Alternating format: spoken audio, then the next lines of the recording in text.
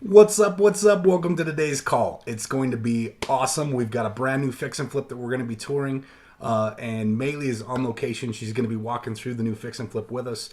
She's going to be going over how to design, how to budget, and how to execute on fix and flip properties. So, you guys are here for an awesome call. We got a few people trickling in already. What's up, Wade? Good to see you, my How friend. you doing, bud? Welcome to the call. Denise is on. Welcome, Denise. Thank you. Good to have you here. Michael, welcome, my friend. Glad to have you. Good to see you. Old Hey, Faithful. Derek, welcome to the call, my friend. I gotta say, I got a chance to hang out with Derek last Saturday and pick his brain. He just wrote an amazing book that you guys need to check out. It's called Energy Unveiled, and man, it was really exciting to get to talk to him about what's in this book. So, Derek, welcome to the call. Special guest. Charlotte's on. We got a bunch of people uh, jumping in on YouTube as well. So let's get this call on the road. We got some good stuff we want to share with you today. We want to take advantage of some of the daylight that's out there. So first things first, I want to share some announcements that we have. So a lot of you probably got my text. I shot out a text to a bunch of you today. We This is real estate investor week, and I didn't even realize until I woke up this morning that holy smokes, we have like 6 events in the next 7 days. So obviously we have today's fix and flip training, um, and tomorrow we have real estate investor briefing. So this is a live only, so an in person only. It's going to be in Sandy, Utah. This is great for beginners or novices, people who are new to real estate investing. This is a fantastic how to get started from square one kind of meeting. And then on the 15th, we have a seller financed acquisitions workshop. So this is Saturday the 15th from 9 a.m. to 3 p.m. There are 5 speakers total. I'm one of the speakers. We're going to be going over how to find, how to analyze, how to negotiate, and how to close on seller financed acquisitions. So this is a very in-depth workshop. Obviously, several hours of training here. I think 6 or 7 hours of training. And this is also live in Sandy, so it's an in-person only. There might be a Zoom link if you guys are interested in that and live out of town. I don't think they'll share it with me for people who live in town and can reasonably make it. But if you live out of town and you'd like to attend that workshop, let me know. I'll see if I can get a Zoom link for it. And then on the 18th, which is next Tuesday, we have a real estate funding workshop. So how to fund your real estate investing deals. A lot of people think that it's just traditional financing is the only option, and that's like the worst option. So there's a lot of other options. We're going to talk about how to use other people's money. We're going to talk about a lot of different strategies to go out and start investing in real estate at a massive scale at this event. This is a 2-hour event. It's going to be live, 2.5-hour event. It's going to be live in Murray, Utah, in person from 7 p.m. to 8:30. 6 p.m. to 8:30 p.m.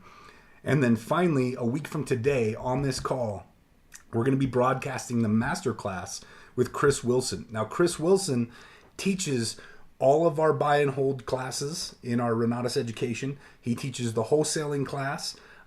He teaches managing property managers. He teaches a handful of stuff. So he's our favorite lovable cowboy down in Arizona. Going to be broadcasting on his birthday. Next week is his birthday. So if you're on the call, make sure you wish him happy birthday. These are things you don't want to miss. They're all free. I just need you to let me know. Reach out to me in the comments or in the chat or by text message. Let me know if you want to join because it's all of it is reserved seating. So it's free to join. You just got to let me know that you're going to be there, and we will and we'll save you a spot. So more people trickling in on the call here. Let's go ahead and dive right into the magic here today. Maeli's live on location and in Salt Lake City, Utah. She is in Sugar House right now, and she's on Hollywood Avenue at our brand new fix and flip. So, Maeli, I'm going to turn it over to you. Walk us through. Maeli's going to talk to us about design and how to budget and how to execute on fix and flip deals while she's giving us a walkthrough of an actual brand new fix and flip. So, it's all you, Maeli, girl. Take it away. All right. I'm so excited. Can you all hear me okay? Yes? Got me? Okay. It's a little windy, so if I need to step inside, I can. But yes, guys, I'm so excited. This is going to be a really fun one to watch. You're not going to want to miss any of the updates that we have on this property. We're going to be doing flipping, flipping with Mitch Maeli on this property on YouTube and watch, so you can see the entire process. We're going to do a little bit different on this property though. We're going to show you we're going to have episodes on every single step of the way so that you can really see the details of how to do an actual fix and flip. So this is the first step, right? So here you go. We just bought this house. I'll give you a little bit of backside to it. So it is in Sugar House, like Mitch just said.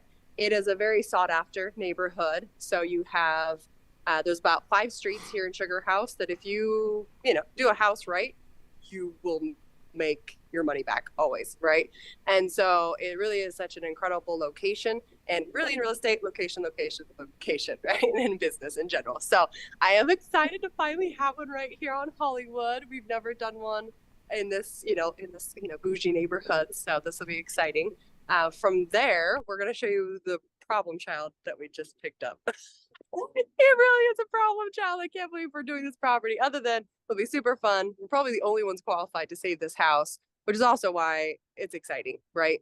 And I was just talking to the neighbors, and they're like, "Oh my gosh, like I can't believe you're doing this." Like, well, yeah. And if we don't, then who will, right? And this is a beautiful 1920s home, actually 1915 home. And if we don't remodel it and refurbish it, it's gonna get torn down. So that's really sad to think about.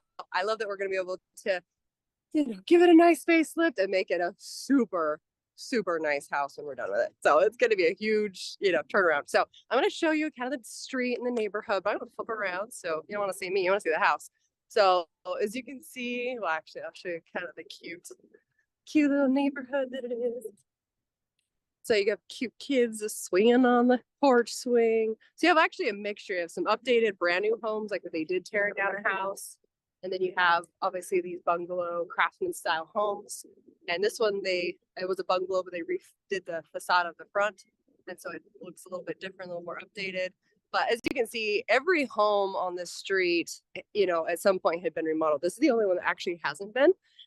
So really in real estate, that's something that you should be looking for, is kind of the diamond in the rough, right? And this is definitely a diamond in the rough. First off, I don't know if you could see this, but is it a little crooked to you, or am I? Oh, yep. Yes, I'm sinking. So this is the first time that we're going to be capturing this type of project on film, because our Flippin' with Mitch and Maeli channel actually hasn't been around for very long. And yes, we've done hundreds of fix and flips, but this is the first time that we're actually going to capture it and show you how to deal with foundation problems. So this is going to be quite the one-of-a-kind videos, I should say. You're going to want to follow along the entire step. You can see that they tried to mortar this and kind of cement this in so that it would stop doing tilting. But basically what happened, guys, why this is the case, no gutters. This is $100,000 mistake, and it's because there's no gutters. So sad, honestly. It's so sad that people don't recognize or don't know or aren't educated enough that spending a couple $1,000s on gutters would save you hundreds of thousands of dollars on this poor property. So I'll walk the property line here. You can definitely see where it buckles more, I feel like, inside than out here, but this whole section has to get dug up essentially and then lifted. Now it's going to get lifted 6 inches, which is a lot, and it's actually the most you can lift a house. So we lucked out in that case, because if it was any further sunk into the ground, then as far as the foundation goes, then we wouldn't have actually been able to take on this property, because 6 inches is the most you can lift a home. Now, what they're going to do is put piers in, and those piers are going to lift it up. They're metal. They're actually 60-foot piers that are going to go into the ground to give it a nice facelift. And I say facelift, but it's for real facelift on this house. So the design side of this, when you first look at a property, first things first, right? Location. Is the other areas nice, right? Is it in a neighborhood that we can actually increase the ARV and actually get our money back? That is a huge part of what we do. And that's my job as a real estate agent, is to verify that, especially in this market that we're in right now. It really is already such a beautiful, the the natural part, the original character of this home is so pretty. So really, there's no need to, you know, do too much to the outside as far as the look goes. We can actually keep this craftsman style, which I love. Definitely some paint, right? I think we'll probably keep though the brick, to be honest, just because it's a really pretty brick and it matches the era. Okay. No gutters though. Do you see the problem here? So sad.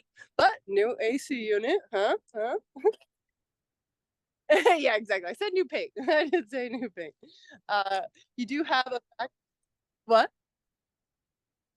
Honestly, I haven't decided yet, and we're too far out. So because we're a good 6 months out, I'm never going to make that choice right this second. Things change too fast in our market. But my guess would be probably like a light, pretty, almost bluish gray. That would be my guess.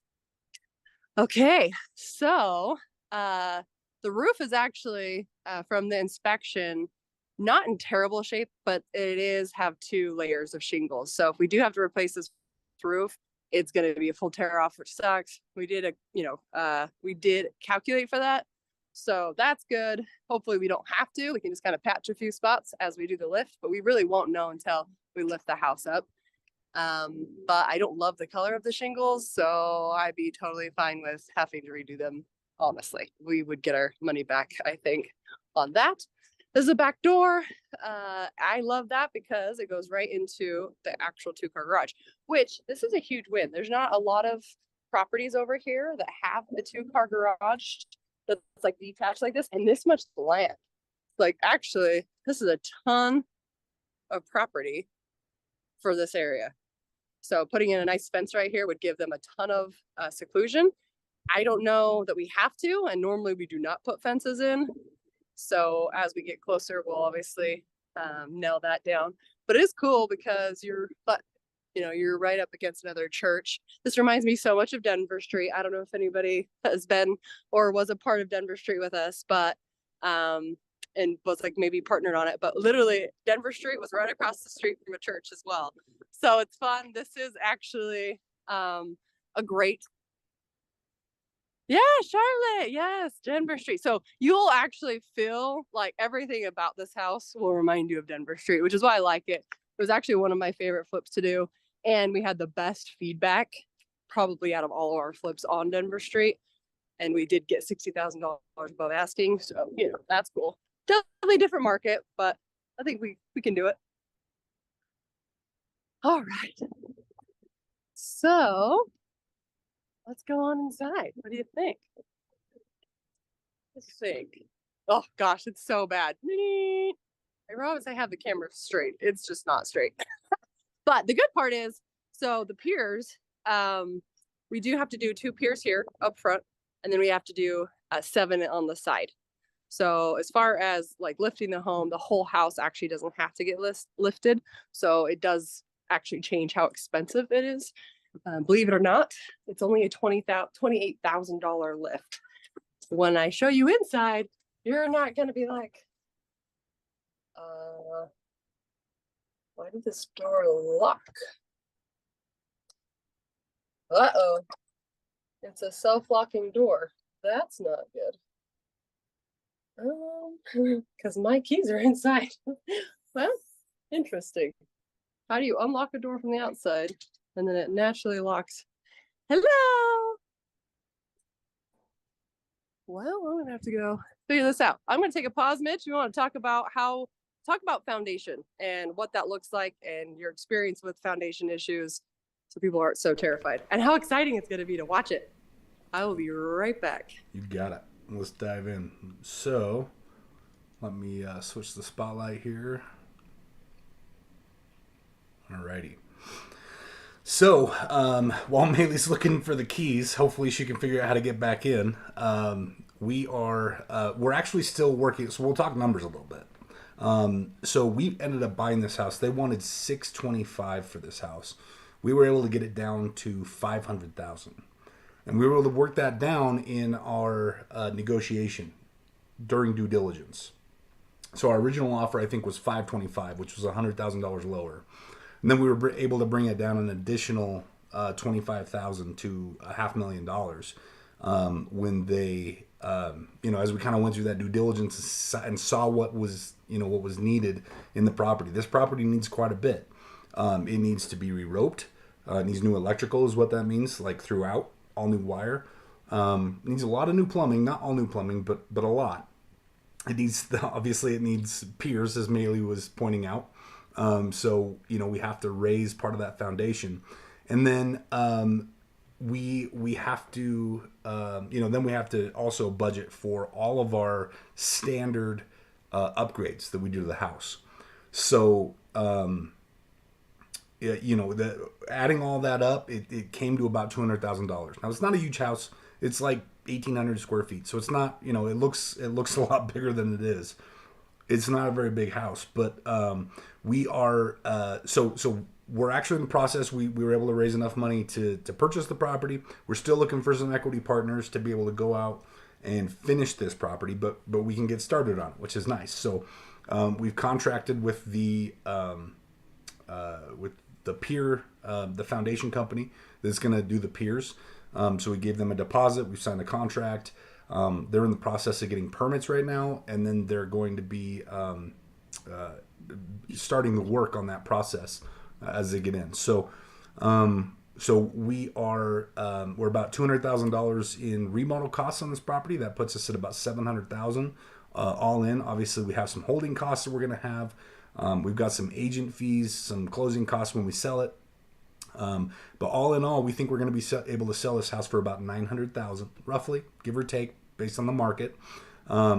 Might go for a little less, might go for a little more, but at the end of the day, if we do sell it for $900,000, we have $150,000 in profit. So even if we sell it for $850,000, we still make six figures on this property. So yeah, it's exciting. Looks like Maeli got in. Did you have to break a window, Maeli? No, but I did have to get creative with the back door. Nice. Okay. Well, I'm going to turn it back over to Maeli. Go ahead and take it away.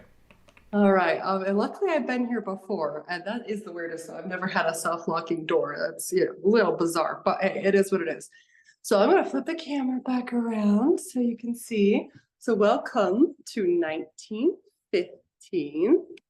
Very exciting, but as you can see, oh, the lolly, right? There's foundation, first foundation issue right off the bat.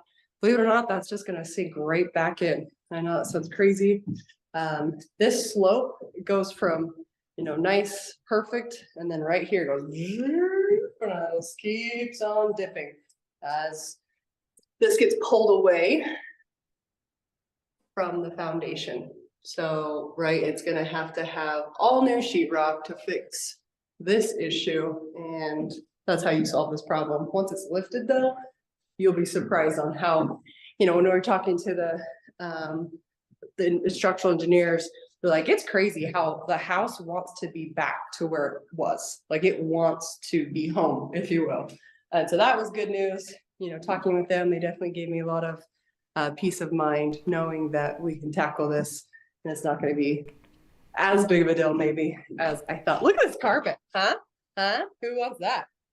That's so sexy. This is the biggest problem of the rooms in our house.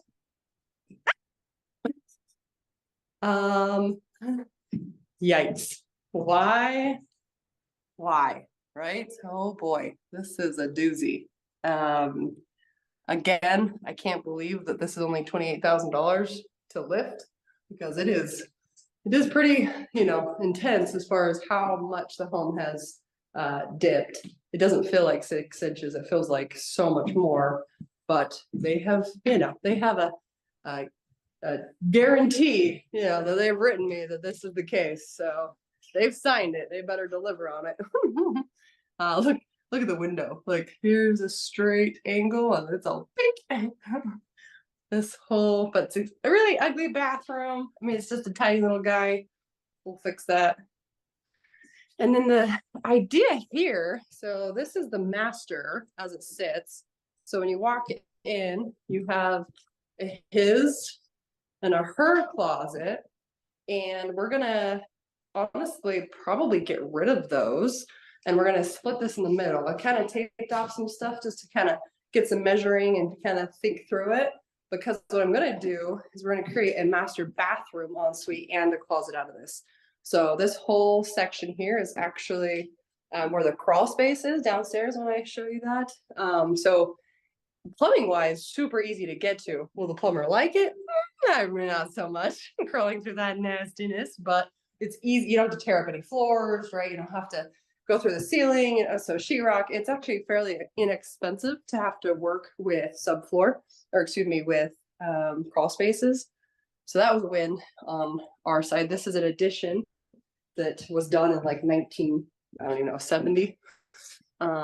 But this will be a really cool addition. So we're going to have a closet to the right, and then over here to the left, we're going to have get rid of this guy, and this whole section will be a master bath. I really think it's going to be a beautiful space. So that's exciting. Which also, I mean, master bathrooms are not common in Sugar House. You know, when we did Denver Street, we omitted a master bathroom because it wasn't necessary. None of the comps had master bathrooms. Even the remodeled, brand new stuff, none of them had master bathrooms. So that's going to be a luxury for this property in this neighborhood. Yep. Yeah, which is why we can push the ARV. This room does not. It has so much wonderful freaking wallpaper.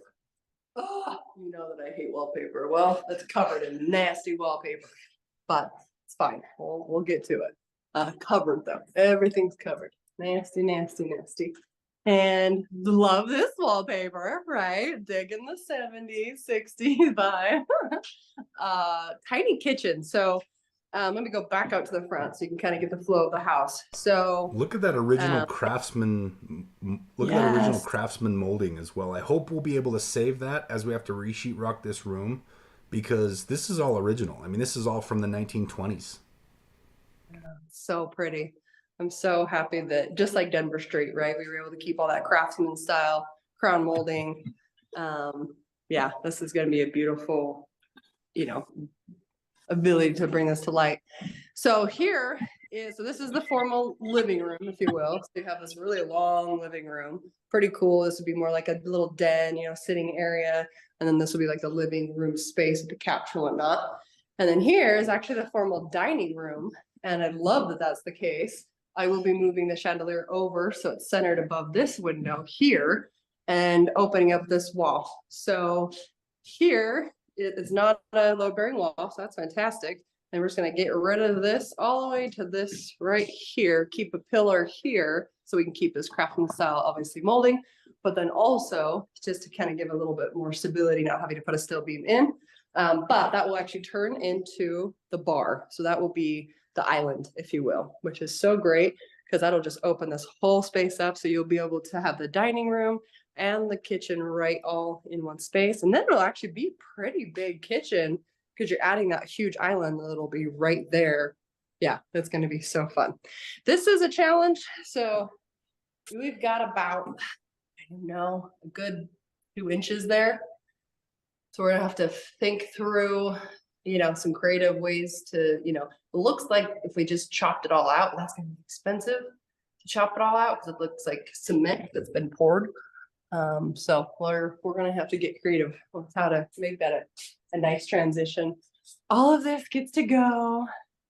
Gotta love it. Okay, so corkboard. What? I didn't see that last time. That's fun.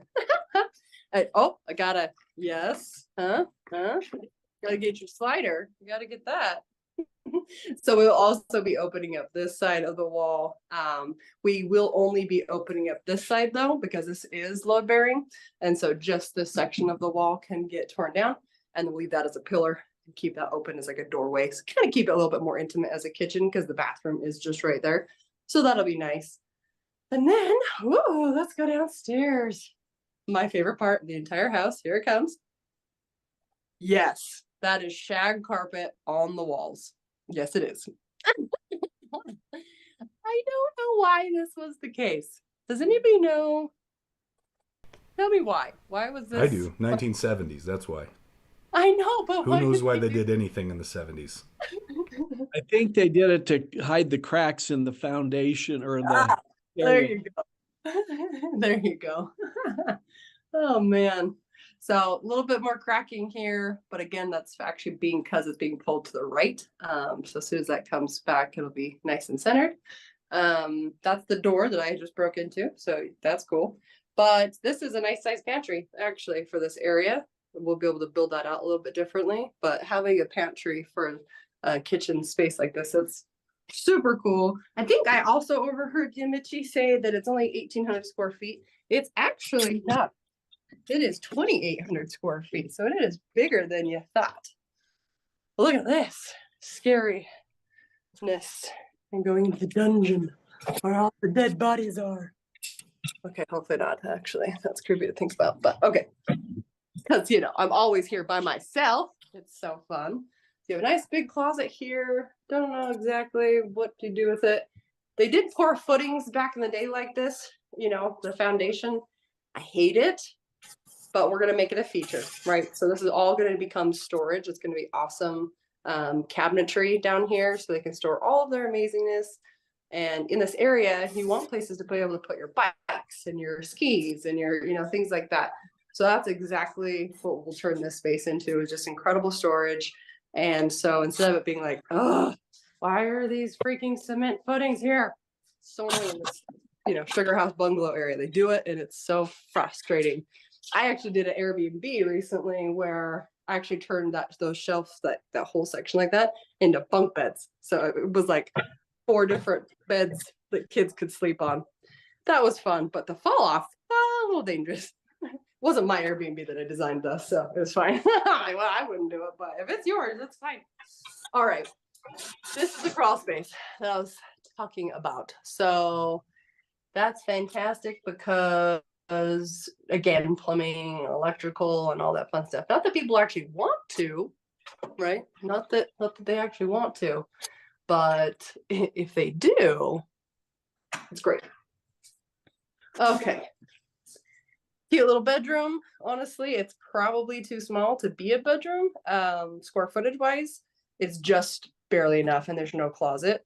You could probably do like a closet-ish type thing right there, and this is those footings again. So my idea in this area, what is actually really relevant, is actually to turn this into more of like a workout space, and so have it like all set up for a workout.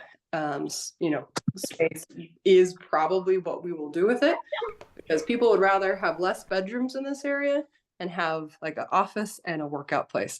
Person who buys this home probably is somebody who doesn't have kids anymore, and they're maybe, not home at least anymore. They're in their 40s, 50s. Another option would be to turn the foundation shelf into closet space. Like you could turn that foundation shelf into storage, and then that becomes a great bedroom. Yeah, that's exactly right. So here's another bedroom. It is big enough to be a bedroom.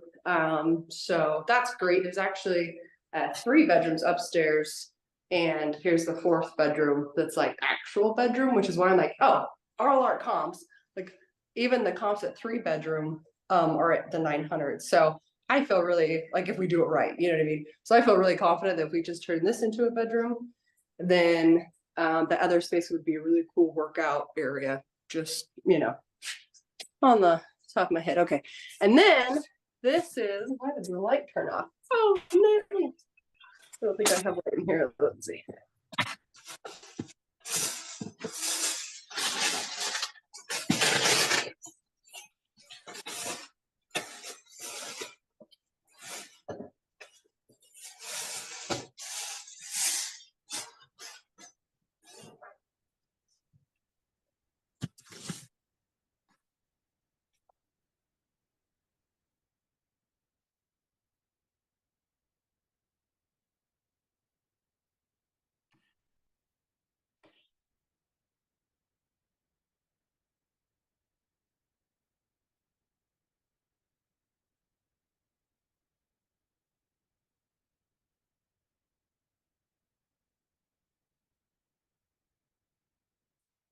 Oh, I don't know how I did that. Okay, so this is a tiny little bathroom. I mean, it's just a little guy. And then there's a little shower there. So we're thinking, because the ceiling is so much higher over here, I mean, we're at probably a good, 6.5 to 7 inches or feet here. And then over here, it's really shallow. And so kind of like Denver Street, If you go back and watch that video, exactly what we did with that home, we're going to do with this, which is just get rid of the HVAC stuff, because really it's up, it's pretty high, so it shouldn't be clear down there, and we can rearrange HVAC usually. But some really great storage and, you know, space to put their washer and dryer. So I don't love this space because, you know, it's like, well, it's not a great washer and dryer area.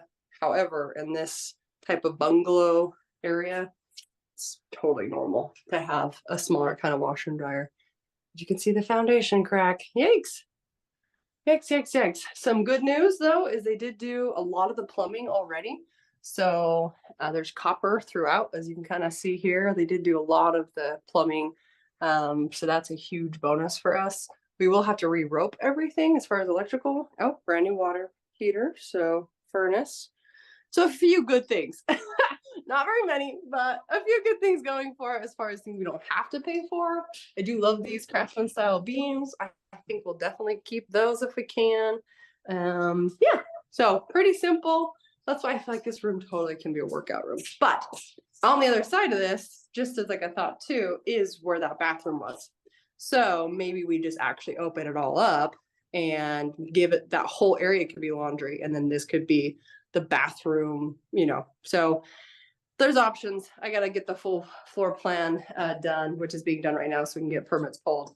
So as soon as we have the full layout of what we can and cannot do as far as load bearing walls and structural engineering, we are going to be just sitting so pretty, because right, you can see that that's just touching that other side where the bathroom is. So I feel like there's really no reason why we couldn't. Big old HVAC guy here, but yeah, anyway, hopefully we could do that. That'd be super fun and really amazing for this space. You don't know why lath and plaster was a thing. If anybody knows why that was I don't even know how they make it. Brock and I were trying to figure out at our property 1930 today. We were filming a flipping designs, and well, this is actually sheetrock. Huh, interesting. Well, look like lath and plaster, but upstairs is definitely lath and plaster. But we were talking about like, why was lath and plaster even like invented? It is the worst, nastiest stuff to deal with. That's all there was. There was no sheetrock before that. I mean, you know, before someone came along and actually invented the gypsum board sheetrock, it was, you know, you put thin wood sticks across the studs and then plaster over them, and that's all there was. And then they wired it too, chicken wire, right? Like, it's so bad. Ugh. Eventually they did. That was a later integration thing, like putting it's metal lath, basically. What you're referring to is the chicken wire. It looks kind of like chicken wire. Yeah, it's metal lath. Oh, okay. You guys typically do, you know, when you go into remodels like this, where you've got a basement, do you do radon test? Yep. Okay. Yep. We had to do the whole shamoli on here. We did meth, we did radon, we did mold, and neither of those things came up, believe it or not. You always want to do everything. The biggest risk mitigator in a property is knowledge. And the more we know about this property, what's in its bones, what's, you know, under the foundation in this case, you know, radon, meth, mold, termites, all the things, the more we know about the property before we buy it, the less risky it is for us, because we can calculate the cost of remediating or repairing those things and make sure that we're still going to be profitable. So my recommendation and what we do on each one of our flips is we always do the full, you know, everything package when it comes to home inspections. Yeah, our home inspections are normally about $1,500 because we have to do a sewer inspection. On this home, we did find there was, what do they call them, bellies? No, there were two, what are they called, Mitch? I can't think of what it's called, but basically we're at pools, and so we have to get it, like, we have to get a plumber out here and actually get that, all the plumbing stuff fixed, because there is some garbage in the sewer lines. So, but luckily we have some fantastic plumbers. So, but what do you expect for a, 1915 house, right? I mean, it's obviously the neglect in this home, which is sad, right? So much neglect. Why would they do anything with their sewer lines? No, of course not. Of course they wouldn't. Because I actually have comps of, 3-bedroom homes with fantastic layouts, right? They definitely took it to the nines. I'm actually contemplating getting rid of that wall. So something that, the buyers at Denver Street told us is they would have rathered us create a bigger master and got rid of bedrooms. Knowing the area is really careful, because the key is like, well, yeah, but you're eliminating so much money, right? Because bedrooms are money in real estate. But if you're knowing the area, that's not necessarily the case, right? They want functionality. Like, what are they going to be using this space for, and who is the buyer? And, just like the Holiday House, knowing who the buyer was super important, because that's exactly who bought the house. An older lady who was retiring. It was her dream kitchen. I knew that would be the case. And they want all the living upstairs, everything that they don't have to downstairs if they don't want to. But if they can, if they have grandkids over and whatnot, great. But they would much rather forfeit a bedroom upstairs like we did and created a full, huge master. So we do need to look at those things. I'll dial in obviously comps and get a bunch of people's, ideas and different agents in the area. Sugar House is a really funky place to, buy, but also to invest in. And partly is because every street is so different. Street by street, it really does change. And knowing that makes a big difference for, as far as investors, but also for buyers. And so I have been working diligently with the I've been working with the, premier agents of Sugar House. I wouldn't be considered a Sugar House agent necessarily, just because I've only done maybe 2-3 homes in Sugar House. I know the area very well, but I don't think, I didn't necessarily trust only my opinion. So I reached out to the top, agents in this area that do really high-end homes, got them to give us comps, what they think this home would be worth, and just, get their kind of support, because they've seen our work before. And I mean, it really is fun. The finally we have that kind of name where it's like, oh, it's Mitch and Maeli's house. Oh, gotta go see it, because we do a good job. And, we want to continue that reputation for sure. This is impressive. So this is a brand new garage door. I don't know why they put a brand new garage door on here, but they did. Overall, structurally, the inspection came back saying that it was actually in really good shape. It's just terribly ugly. So that's good. And even the roof came back as it was We can fine. fix that. But yeah, we can fix that. Oh, hello, light. Oh, does that mean somebody's here speaking to us? Turn on if you're here telling us we're going to do it. Oh, we're going to do a good job. That's funny. It's Grandma. Grandma, the spirit of the home. So anyway, pretty cool. This is that little area where you can get into the crawl space for the master. And then you can see that it's obviously very different from the rest of the home. My hope is that we'll get rid of this nasty outside stuff and put some board and like cement board and batten on. I'll give it a nice facelift. If we can't afford that, that's totally fine. We can just paint this and it will be pretty. But I love that we can turn this into a really pretty patio space. We can get one of those triangle overhangs here. We're gonna have to have the electrical company come and lift some wires, but yeah, this is a fantastic patio. And as you saw, I mean, just as I walked outside, and everyone's walking, like everyone's riding their bikes here. Everyone's out and about walking. This is a fantastic spring day here in northern Utah. So we definitely lucked out, because tomorrow it's already supposed to snow. So what the heck? What the heck? Oh, what is that? It's true. I wore shorts today. It was nice. $20 for someone to tell me what that is.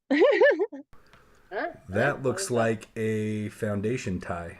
So there's some sort of there's something on the other side of that they're holding a part of the foundation together.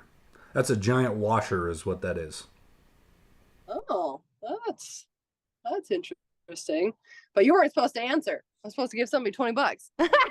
I want $20. No, you already knew the answer.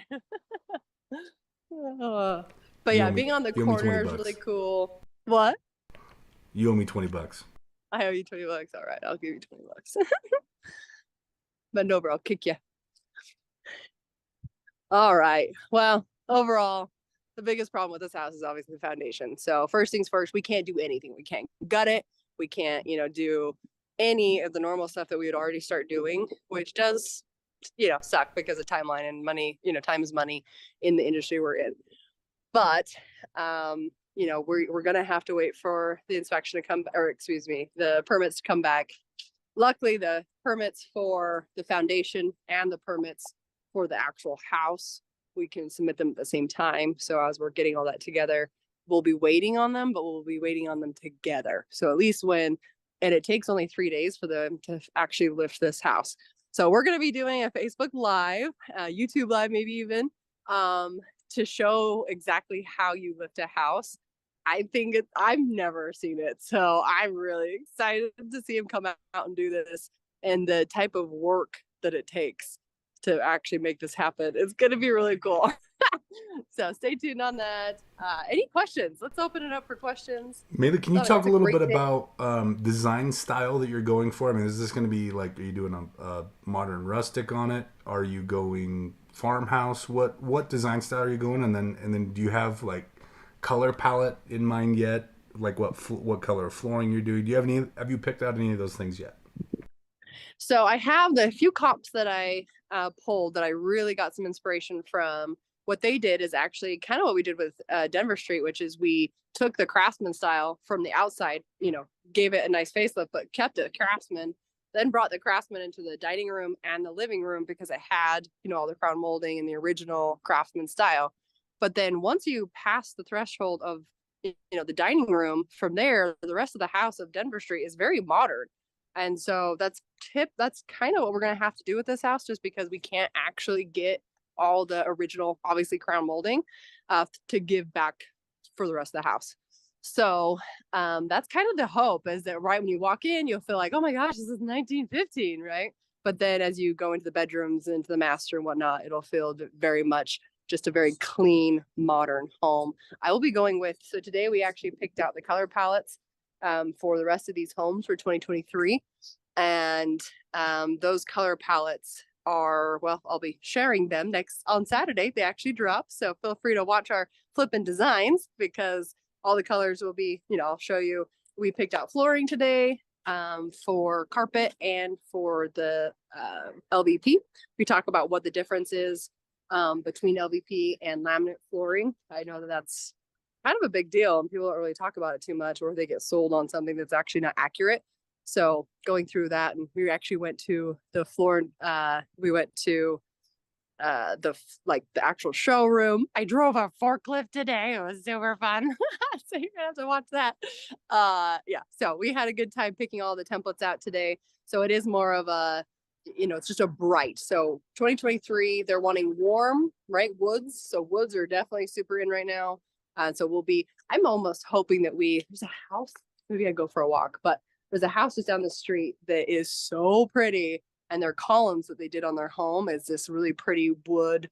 So maybe we can do that for this house. I wouldn't change up too much on this outside because it is really pretty, but just giving it that nice little pop would be really fun. And then be able to bring those woods back into the home, and then really keeping it light. So right now we have Whispering White, which is the color of the paint that we'll be using for the base of the entire home. And then we'll obviously give some contrast from there. But yeah, hopefully black and white. I mean, that's kind of, the tradition.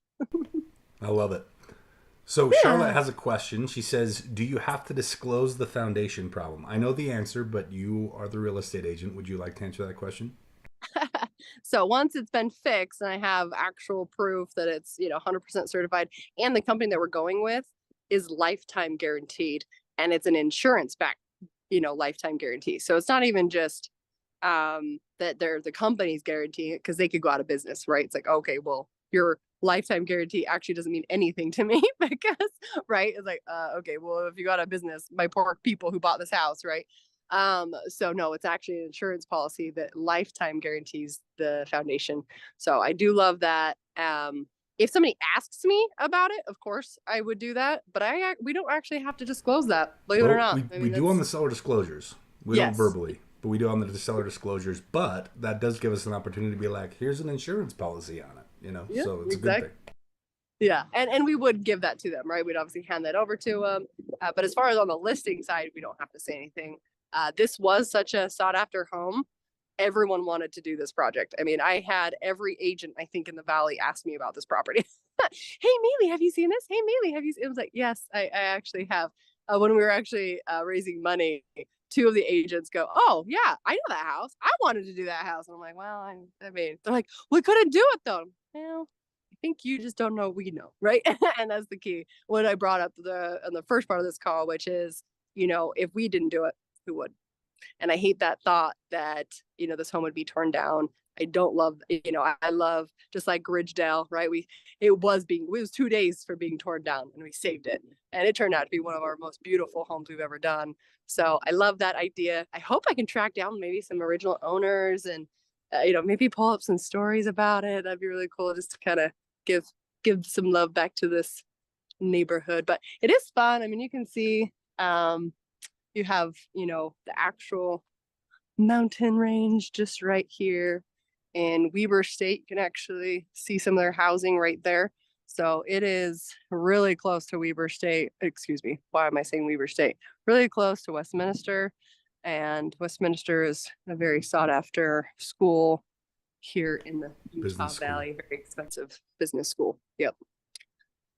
So anyway, very exciting to be right here. Any other questions that you might have? Open it up for questions. Feel free to come off mute. Ask your questions. Now's the time. The time is yours. Time is yours. I want to take a little seat. Hey, Maeli, it's Tim. What year was this house built? 1915. Hey, Tim. Perfect.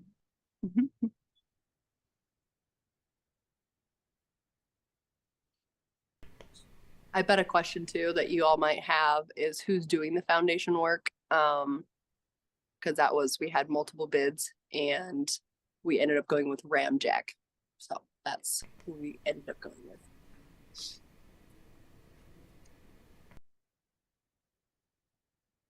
Thanks for your question, Tim. Any other questions? If you guys have, if you're on Zoom with us, you can come off mute and ask your questions. If you're on YouTube, feel free to put them in the chat and we'll get them answered. Oh, Charlotte says, if no gutters causes this, why not part of the code? I think it is part of the code now, and that varies city to city. But I think rain gutters are part of the code now. They weren't back in 1915 when this was built. And that means it would have been grandfathered into old code. Although they would have had to change the roof at some point. They would have had to re-roof this thing. So I imagine once they touch that roof, my guess is that code would activate and they'd lose their grandfather. Yeah, but I'd imagine it's part of the code now. That's a good comment. This is why we have building codes, right? A lot of times as investors and as flippers, we're frustrated with all these codes and regulations and bureaucrats and building departments and whatnot that we have to deal with. But there is a reason for them, and it's exactly this, right? However, this has scared away a lot of investors, and there was a point in my career where this would have scared me away too. But the good part about being an educated investor is we learn more and more all the time. I mean, that's the nice thing about the Renatus education. It's constantly refreshing. And so there's new classes that are coming out every day where we learn new skills and are able to apply them in the field and experience. A lot's to be said for the amount of fix and flips that Maeli and I have done. And so with that, this is a project that I think a lot of people shied away from that we're excited to take on. Kathy, it looks like you had something to say. You came off mute. I was going to ask a question. Can you hear me? Yeah, I can. Okay. I did notice that you had a couple of tree branches that were hanging way over on the house. It looks like it's hanging over the chimney. Is that is that part of the city's responsibility, or is that you guys, or? That will be Well, our That's responsibility. us. Yep. Okay. Yep, Yeah, unfortunately. And we can I- can I go back over there and take a look at that? Usually what happens when we are dealing with like big trees like this, we Mhm. want to keep as much of them as possible. Yeah. But you can see that they just give so much, right? I mean, it really is so great.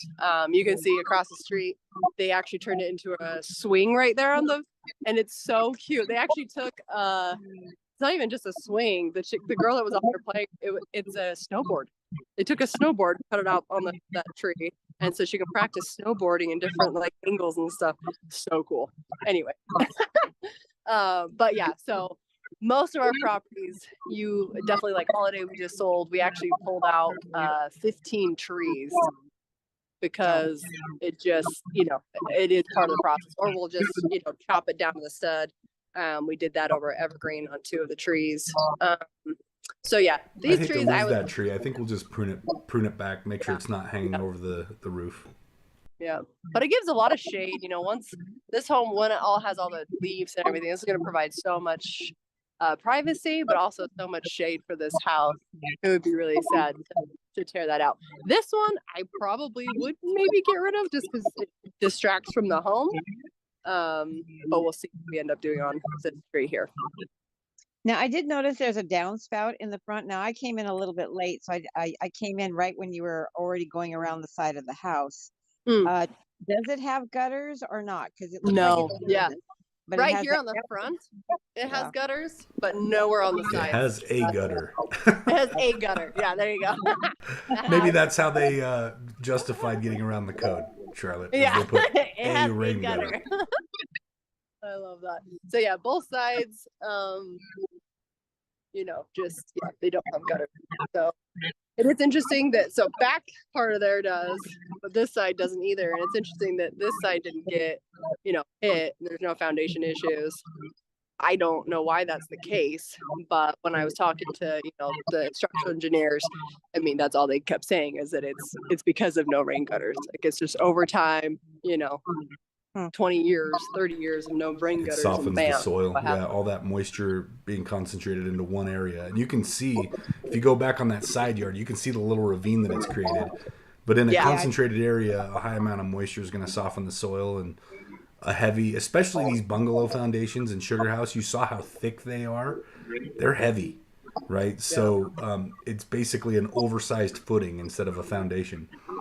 So they sink. As soon as that soil starts to soften, they sink. And this is a common problem in Sugar House because of the style of house and the era that they were built in, and the construction norms in that era, right?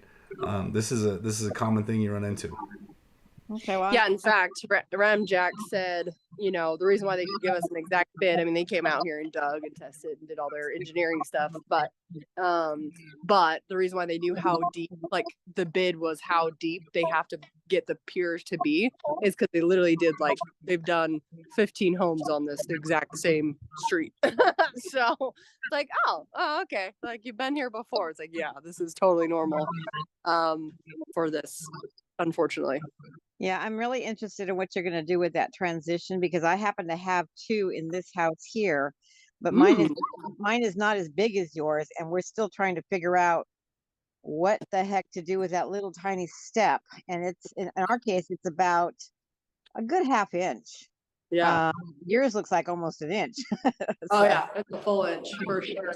I mean, the safe option, right, would be to just kind of create like a little ramp. So it just kind of ramps on up. Yeah. But so that's probably I wanted to keep all of these floors, right? Because they're so pretty and they're original oak, maybe even walnut, to be honest. It's a really pretty Looks like marbled oak. floor. There are oak transition pieces that you can get that are about 3 inches thick, that you can just put in that doorway, and they on one end it's however tall, half inch or 3/4 inch, whatever you need to be, and then it ramps down to nothing in the front. So it kind of creates, they call it a transition piece. That's That's a an good option. idea. Yeah, you can bevel that down. Yeah, that's Mhm. okay. Because that's where I'm at. We have carpet. We have beautiful flooring underneath. I'm hesitant to pull up the carpet because right now it does kind of butt up against that little lift. Mhm. But once we do pull it, which I want to do, I'm like, what are we gonna do with that little? I'm gonna trip. Yeah. So that's a Yeah. great. Yeah, that's what we'll do. I'll find some wood that matches and just kind of ramp it up. Okay. If you go to one of your Yeah. big box stores like Home Depot or Lowe's and you ask for transitions, if you have oak flooring, that's the most common type of hardwood floor. So, Yeah. and then they also have the synthetic transitions as well, like plastic or metal. Mhm. But if you just ask them for flooring transitions, there's like an aisle of them. So they'll point you in the right direction. All right. All right. Thanks. And I noticed that the front windows looked like they were single plate. Are they original? I want to say they are original. I don't know the answer. Unfortunately, I'm not a window expert, but the plan is actually to keep them. I Yeah, know. they look like my house was 1916, so we're kind of in the same era. Oh yeah. And Yeah. the front ones were the single plate like that, Yep. and they were lead. So they generally are a little bit more thicker at the bottom because the heat over time makes the lead settle. And not safety Huh. glass, that's for sure. Yeah. Wow. Don't That's want to fall crazy. through that thing. Yeah. No. But I figure, you know what? If they've lasted over 100 years, they're probably pretty strong. Right? No, I'm with you. We left it over at Denver Street, and you know what? I didn't have one person bat an eye at it. And the comps that I pulled, it was kind of half and half where they did and didn't.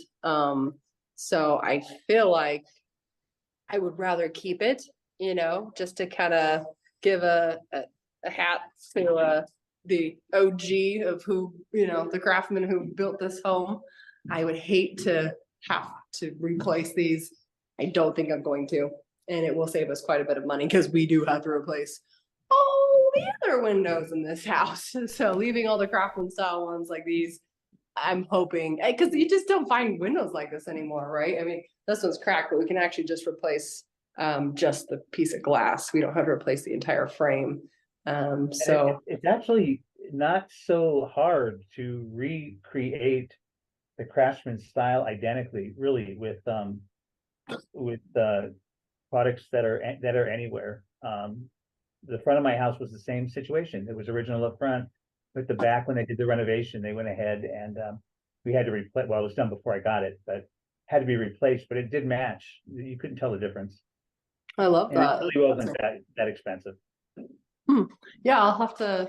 I mean, I would love to do that, and really, this home deserves that, and to really push that ARV. I think that if we're pricing it out and we can actually, carry that craftsman style throughout the entire house, it would be worth it. It would be so stunning.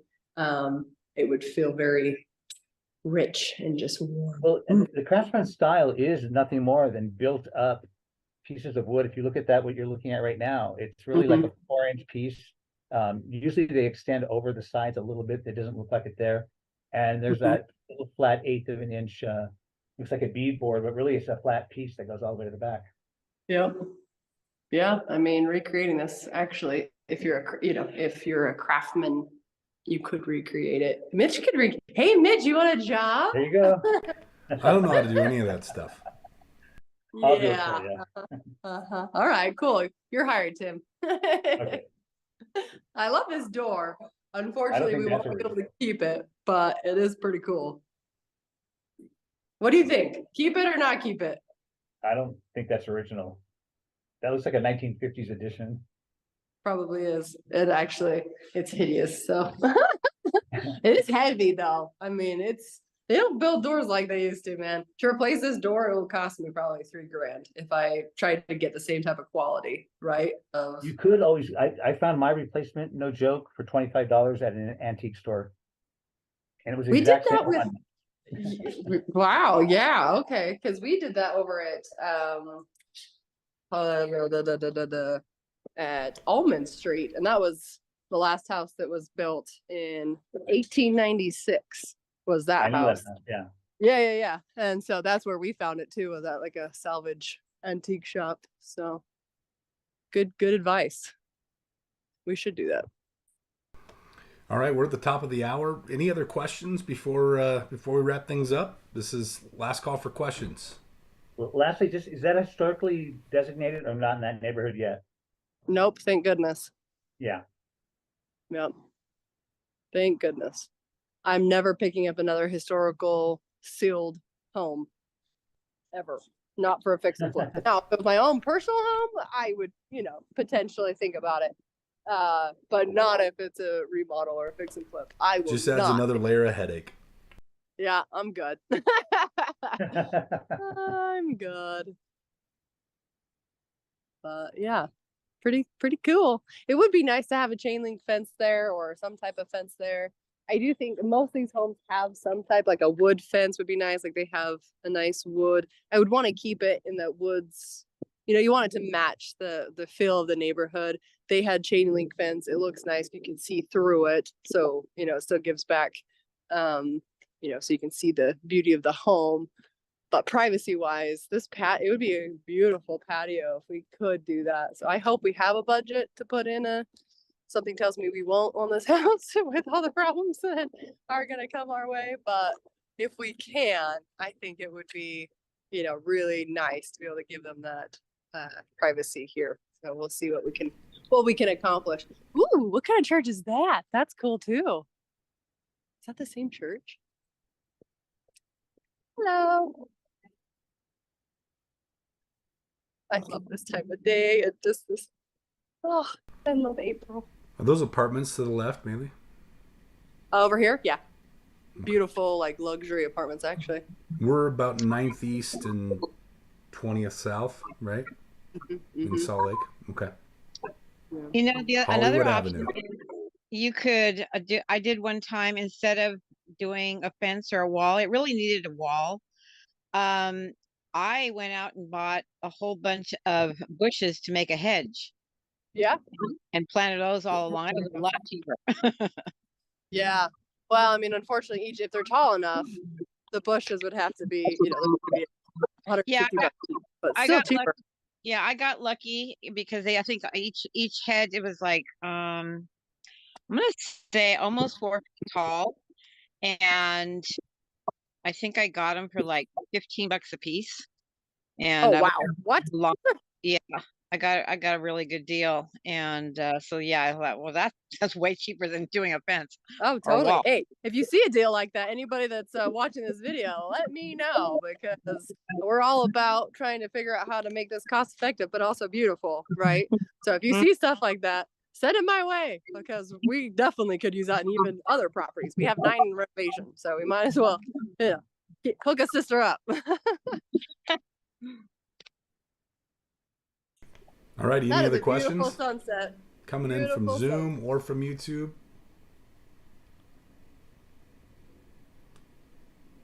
Now's your chance. Sunset. Any questions? Going once? Going twice? All righty. Well, Maeli, thank you for taking the time to drive all the way down there. It's about 30 to 40 minutes away from our house. But I think it was worth it so that we could do the walkthrough and kind of show the design process and the decisions that we make early on, some of the decisions that we make on the fly, some of the things that we have to look at in due diligence and prepare for. So thank you for making the trip down there, and drive safe on your way home, okay? Absolutely. I will make one last comment. So when we were, at 1930 today, Jacob, our editor, he was filming, and he's like, how? Because we were saying, I'm like, oh yeah, we're so close to being done. Like once 4-way's done, bam, like this will be done, right? And he's like, how? Like looking at it, right? He's like, how?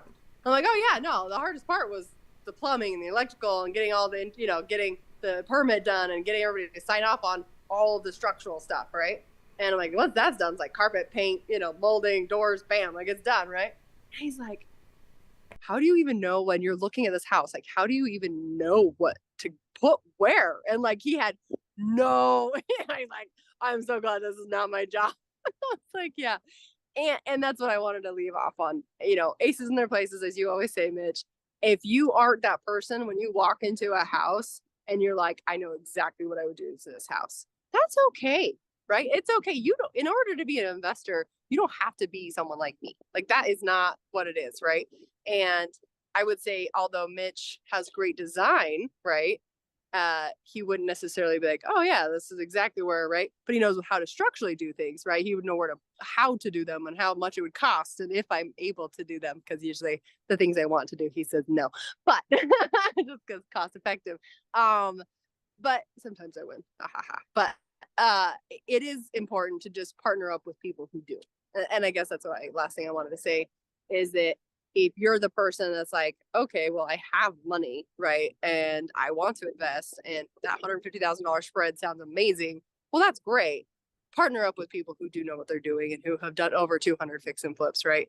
Because that is where the money is. Because if you just wanted, pick up this house and you had no idea how to do foundation stuff, and you thought, oh, well, we'll just do a DIY and move in, I would be so terrified for you, honestly. Like I would be very worried. So don't do that. How do you, good question. Derek had a great question. Derek asked, how did you go about getting the funding? So, Derek, we used what we call the debt equity blend. It's a funding strategy on this. We have a specific amount, usually about 2/3 of our purchase price plus rehab costs, which puts us at about $700,000. 2/3 of that we structure as debt, so about $450,000, maybe a little more than that, we structured as debt. We have a hard money lender who lent based on the property, not based on our minor Maeli's credit score, and then we use equity for the remainder, for the other third, which are basically just partners that we bring in and get to participate as partners on this property. We bring maybe a little bit of money sometimes, but usually not a lot. And sometimes no money of our own, but we bring our knowledge and we bring our experience and our ability to execute on these properties, and it creates a really good partnership to where we can go get these things done and then split up that $150,000 projected profit at the end. So, but this is something that Maeli and I, when we decided we wanted to get into real estate investing, we had no idea. Like, I worked at the Apple Store. Maeli worked for Vivint. So it was like, I don't know, like I know how to, I know how to do the Apple Store and sell solar, but, other than that, like, how do you, same question. But the nice thing is, getting educated. You don't know what you don't know. Yep. And teaming up with people and finding people who can teach you those things. These are all learnable skills. They really are. Not everybody does it because not everybody knows how to do it. A lot of people look at real estate investing as an enigma, right? And they maybe understand a little bit, but they don't get the full picture. You may be looking at real estate investors being like, how can you do $17 million in properties at a time? Or people who are bigger than us, how can you do $170 million worth of properties at a time? I don't understand. Well, they know something you don't. And the key is just learning from them. And then you can go do those same types of transactions and make that same kind of money. So it really is just a matter of knowledge. Good question. Amen, brother. Derek says, we're thinking of getting a bank loan for our rental. What would you suggest I do? Well, here's the thing, Derek. Conventional financing is an okay strategy. It shouldn't be your only strategy because there's a ceiling to it. And if you want to build true wealth, you're going to need to do real estate at a massive scale, right? And when I say massive, with conventional lending, you max out at maybe, if you and your wife, Brittany, if you're both getting loans on your own, you may be able to get like a total of 10 properties before the bank's like, all right, we're overextended with you guys, right? So 10 properties is not, that's not wealth generating, right? It's a little bit of wealth, but it's not retirement money. You're not going to have cash flow that you can, retire on. So, good strategy. I'm not going to tell you not to do that strategy because if the numbers work, do it. But also learn other strategies, right? Go out and learn how to do seller financing, which we've got some classes coming up on. Go out and learn how to do, the burst strategy, which is kind of like fixing and flipping, but you hold it instead of flip it, right? Learn how to get credit partners. There's so many strategies that's going to allow you to build a portfolio that you would have never thought possible. And the only, the only thing standing in your way is acquisition of knowledge. So, and Derek, you and I should connect offline because there's some really good classes coming up. In fact, that's a good transition here. I'm gonna let you go Maeli. then. Yeah, Say bye. we're gonna go back to our announcements here. So, Okay. thank you again, Thanks, Maeli. Thank you. Love you guys. Good night. So we got some awesome stuff coming up. I talked about this at the beginning of the call. I just want to touch on it again. So obviously we had our fix and flip design, budgeting and execution strategy session today. Nice little hour-long workshop. We have another workshop coming up tomorrow. It's about a 2-hour workshop. This is live in Sandy. This is a great workshop for beginners and novices. I do have a Zoom link for this one. My instructions were if they live in northern Utah, they're not allowed to have the Zoom link. If you live outside of northern Utah, then I can share the Zoom link with you. So for the investor briefing tomorrow, this is a great one. Like I said, for beginners, novices, and the like. If you're just new to real estate investing, this is a great workshop for you. If you're a little more advanced, it's probably going to all be stuff that you already know. So that's tomorrow at 7 p.m. Mountain Time. And then on Saturday, the 15th, at 9 a.m., we've got our seller financed acquisitions workshop. That's live in Sandy. That goes from 9 a.m. to 3 p.m. If you want the Zoom link, just reach out to me. That one, I'm not sure. I'm not 100% sure if we have a Zoom link for that one or not, but I can find out. So if you are wanting to participate in that, let me know. If you live in northern Utah, you're going to have to come join us live. But if you live outside of Utah, I probably can get a link for you. And then on the 18th, we've got another live-only workshop. This one will not be broadcast on Zoom, unfortunately. It's a real estate funding workshop. It's going to happen in Murray. Maeli and I and one of our partners actually on this deal, the person who found this deal, Micah Rocchiero, who was also recently featured, by the way, on our YouTube channel. His wife, we did the cooking show with. So if you haven't seen that, check it out on our YouTube channel, Flipping with Mitch and Maeli. But the three of us are going to be doing a real estate funding workshop. So how to fund all types of properties, right? Fix and flips like this one. We're going to go into that debt equity blend that I mentioned, seller finance deals, and we're going to talk about a few other strategies that are very creative. They're going to allow you to go out and start investing in real estate.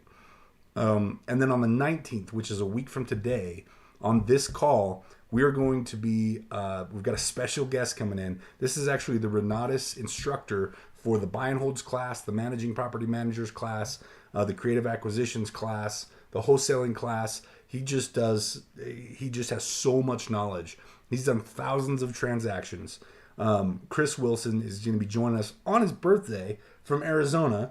Bless his heart. So everyone's favorite cowboy is going to be joining us, teaching us how to go out and invest in real estate in any market. This one is Zoom only. It's the same link as today, www.mitchandmaelylive.com. It will also be streamed live on our YouTube channel. That probably, in this case, for next week only, is going to be the best way to watch it on our YouTube channel, because we will not be able to interact with Chris on that Zoom call. So we're going to be able to pipe into that, and we'll go to that point. So if you have any questions, feel free to reach out to us in the comments, DM us on Facebook at Flipping with Mitch and Maeli.